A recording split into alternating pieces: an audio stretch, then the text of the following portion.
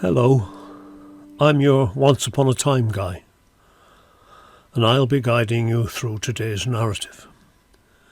If you're sitting comfortably, then I'll begin. Once upon a time there was a Churchstep Jackalope who lived a quiet life set in the stone of a church step in a church that was set in a quiet corner of the country. He was a simple fellow with simple pleasures. He enjoyed the fall of colour on his body when the windows stained the sunlight and bathed him in reds and yellows and blues, and he looked forward to Sunday each week when people would visit the church and he would support their feet on their journey altarward. But mostly his life was flat, and his only companions were the church mice, who scurried over him, sniffing out warm spots and tickling him as they went with their tails and whiskers. One day there was a great commotion because an old woman and her granddaughter had arrived to live in the village. They visited the church, bringing flowers, and asked the vicar if they could stay to arrange them into vases. There was some to and fro about a flower-arranging rota, and not wanting to upset anyone, and then the vicar saw one of the church mice scurry by, and both he and the mouse vanished. The old woman set to with the flowers, snipping and primping and trying them this way and that. The granddaughter, whose name was Lucy, skipped down the aisle and then stopped at the step. "Look, Gran, there's a jackalope in the church step." But her Gran was busy with flowers and didn't seem to hear. So Lucy said, "Hello, Mr. Jackalope," and she traced the church step's jackalope's ear with her hot little finger. This was a strange turn of events. No one usually acknowledged the church step jackalope, and he was quite accustomed to being invisible to visitors. The church step jackalope was touched. The church mice, sensing a disturbance, began to sneak out from their holes and hideaways and slowly gather round to see who the little girl was addressing. They edged forward and peered around. "Oh, you're a lovely jackalope," Lucy said. The mice followed the little girl's gaze and suddenly saw for the first time the jackalope set in the very church step that they had hurried and scurried over 1,000 times. "We must have been tickling him with our tails and whiskers and never knew," they thought. At that moment the vicar returned, saying, "There seems to be a stray cat outside in the rain. I thought I might let it in to deal with the mice." "Oh yes, please do," replied the old woman, and on seeing the small, skinny cat, she said, "Come on, Lady Tabitha, meet my granddaughter." The jackalope was excited. Lady Tabitha must surely be someone very important. It was such an imposing name, and the mice were clearly awestruck by her because they were frozen stiff and now seemed to be part of the woodwork. Some had become one of the pews, others had set into the handrails, and one had even run to meld into the altar. Lucy stood up and went to make a fuss of the skinny cat. "Are you hungry?" she asked, picking up the cat and stroking her. "Gran, can we keep her?" Lucy asked. The jackalope watched as Lucy and the cat became firm friends. When her gran had finished with the flowers, they all went home together, and the jackalope was sure the skinny cat would be well fed. He settled back into the cold, heavy silence. When night fell, one by one the church mice left the woodwork, stretching and shaking out their little limbs, and then edging forward towards the church step jackalope. They had barely time to make their introductions when a cry came up from the altar and merriment and celebrations began. All the old woman's flowers were edible and heavy with seeds. The church mice feasted into the night, telling tales of their travels to the Churchstep Jackalope. The following day, when Lucy returned to the church with Lady Tabitha, who was already looking more plump, the mice returned to the woodwork with full stomachs and happy memories. Lucy ran to the step and greeted the jackalope, and he was thrilled to be remembered. It's Halloween soon, and the veil between this world and t'other becomes thin, Lucy told the jackalope. She wasn't entirely sure what this meant, but she'd heard it said and liked to hear herself saying it in her turn. She sat down by the jackalope's feet and placed Lady Tabitha on the ground. The cat, almost too content to be bothered, moved, noticing a church mouse, and became alert.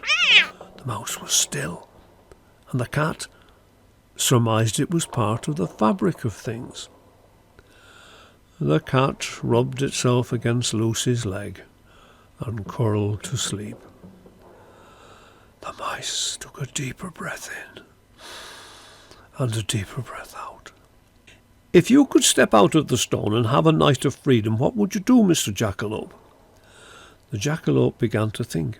He had never really considered it before. Maybe he would travel the world.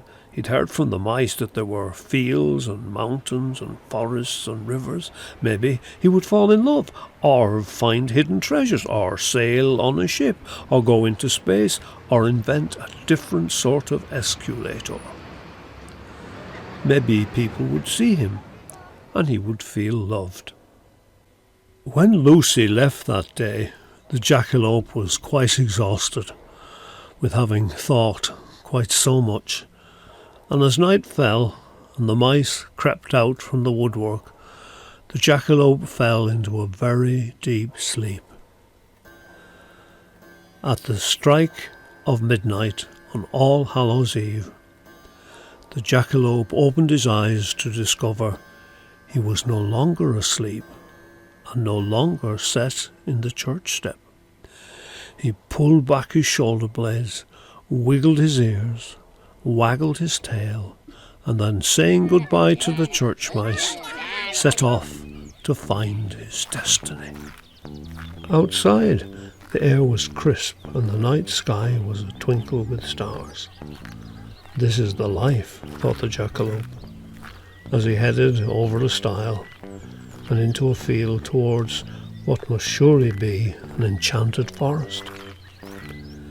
Halfway across the field, the jackalope became aware of the sound of something following him, and he turned.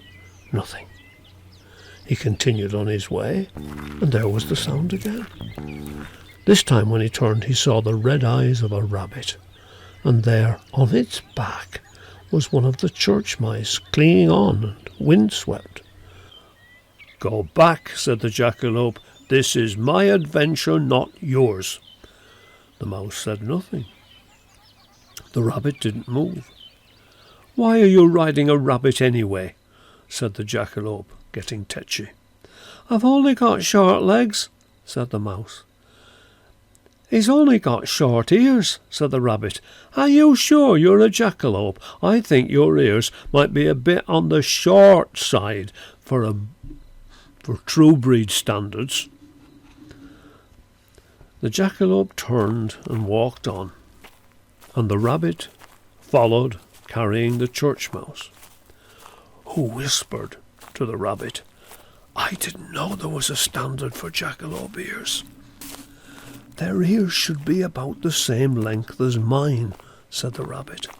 In absolute terms, or in proportion to their body?" asked the mouse. The rabbit thought, and then finally said, Yes. The jackalope was beginning to slow down. He was feeling slightly tired, and now had concerns about the inadequate length of his ears to trouble him. In fact, he was so embroiled in worry about his failure to grow adequate ears that he almost tumbled upon a young woman. She was wearing gorgeous silks and carrying a lamp before her. She was startled by him and backed away. The jackalope thought she was beautiful. She held her lamp ahead of her to illuminate the jackalope. "You've got no clothes on," she said. "I'm a jackalope," said the jackalope. "Oh," said the beautiful young woman. Becoming bold and having no one else to ask, the jackalope asked, "Do you think my ears are long enough?" "Long enough for what?" she asked. "To be a jackalope. You said you were a jackalope." "Yes, then your ears are long enough to be a jackalope. But really, you probably shouldn't be wandering around at night with no clothes on." "Where can I find some clothes?" asked the adequately eared jackalope. "The tailor elves might make you a suit," he said, pointing into the forest. The church mouse looked at the rabbit, and the rabbit looked at the church mouse. The jackalope went on his way into the forest, and the rabbit followed, carrying the church mouse. A little way into the forest, the jackalope met a squirrel shaving his tail with a tiny razor. "Don't ask," said the squirrel. "Undercover up. The things we have to do to make a crust, eh?" continued the squirrel. "I wondered if you could point me in the direction of the tailor elves," said the jackalope. "Elves, you say? You don't want my nuts?" "No, I don't want your nuts, just the tailor elves. I want to be suited and booted," said the jackalope. "Elves, eh? I met a lot of elves in my kind of work. You don't want the magic mushroom gang, do you?"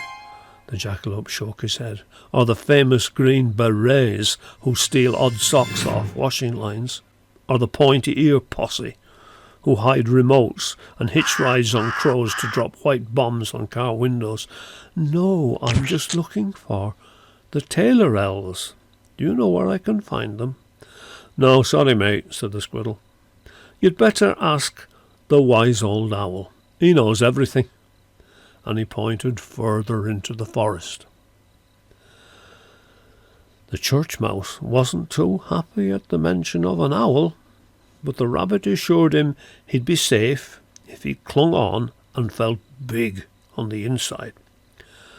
The church mouse tried to find big inside himself as they followed the jackalope deeper into the forest. The jackalope felt his legs getting heavier and heavier as the forest grew darker and darker.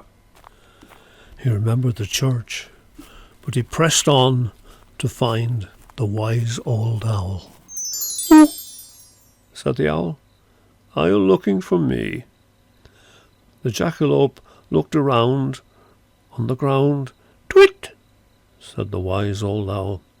"Up here," said the wise old owl. The jackalope looked up, and the rabbit and the church mouse saw the glint of the wise old owl's claws and endeavoured to find big on the inside. "I'm sorry to trouble you," began the jackalope, "but I was wondering if you might be able to point me in the direction of the tailor elves." "What do you want with tailor elves?" "I want some clothes to cover my naked body," said the jackalope. "Oh, really?" said the wise old owl. "I met a beautiful young woman, and she told me that I shouldn't be wandering around without clothes." The owl smirked, or so it seemed to the rabbit, and after a pause for effect, he said only, "Suit yourself." "So where might I find the elves?" asked the jackalope. "Suit yourself," repeated the wise old owl. "I don't have cloth and don't know how to make clothing," said the jackalope. "Whatever," said the wise old owl. And when the jackalope began to seek clarification, the wise old owl merely said it again. "Whatever, suit yourself." When it became clear to the jackalope that he wasn't going to discover any more, he reluctantly turned away. The rabbit that had been carrying the church mouse all this time began to tire, and the jackalope picked it up and carried it along with the church mouse, who was still clinging on to the rabbit's back. Their fur was soft and warm against his chest. When the jackalope next opened his eyes, he was aware of a rainbow of light on his torso, cast by the church windows, and he was back in his place in the church step. Lucy and her grandmother were putting the remains of a pumpkin lantern in the back pew where no one ever sat, and no one but the church mice would find it. Lady Tabitha was walking towards the Churchstep Jackalope. The jackalope looked at the cat and saw how beautiful she had become, now that she was loved and well fed.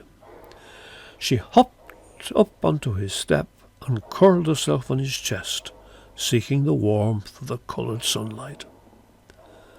The Churchstep Jackalope felt how soft her fur was, and how delicately her feet touched the place where his heart might beat, were he not stone.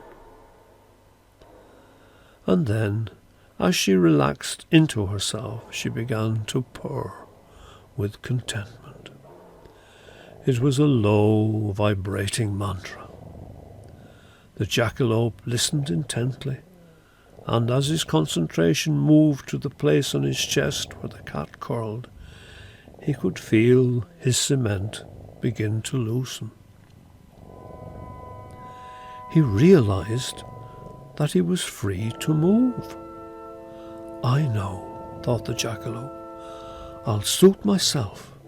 And he settled back into the sunlight. I am the Churchstep Jackalope after all.